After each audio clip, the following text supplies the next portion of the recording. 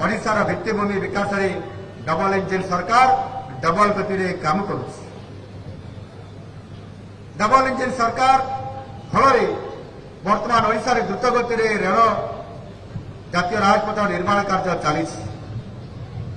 राज्य सरकार भी आगामी 5 वर्ष में 75,000 किलोमीटर उच्चमानर सड़क निर्माण करेंगे। सेहीपरि विमान बंदर भित्तिभूमि में उन्नतीकरण करा जाई देश विदेशर नुआ नुआ गंतव्य स्थल को विमान चलाचल सुविधा करा जायछि।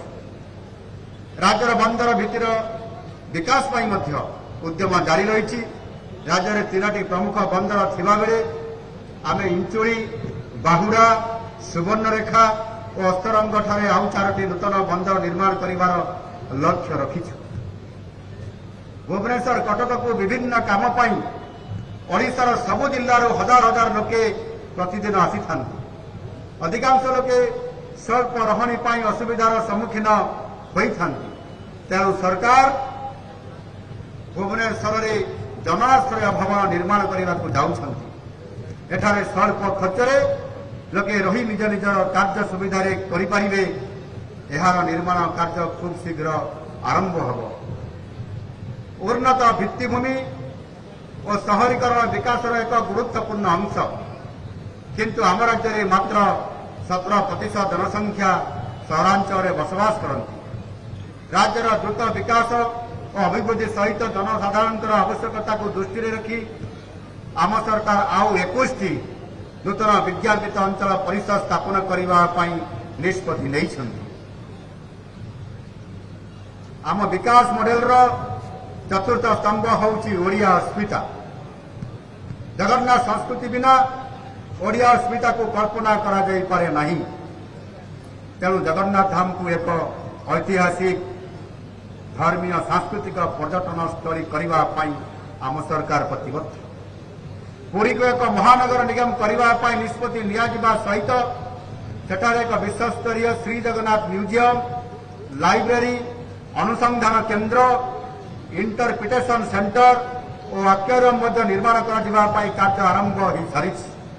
एसहित ओडिया भाषा को सरकारी कार्य बाध्यतामूलक ओडिशार महापुरुष और महामनीषी माने हेउछंती ओडिया अस्मितार प्राण। समानक जन्मपीठ एवं ग्राम आज भी अवहेलित। तेणु यह सुधारिबा पाई महापुरुष आदर्श ग्राम योजना प्रणयन करा जायछि।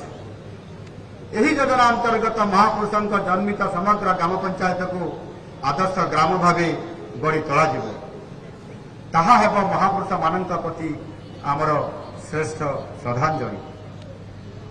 प्रिय राज्यवासी, प्रत्येक सरकार निज सामर्थ्य और विचारधारा अनुजाई शासन प्रशासन करिथांती, किंतु सबुबले साधारण लोके कहिथांती जे समानंकर सुख दुख शुणा केही नांती एवं दुर्नीति जगु समाने विभिन्न योजनार सुफल पाई पारु नाहांती। एहाकु समाधान करिबा पाई मु व्यक्तिगत भावे अभियोग शुणाणी करुछि।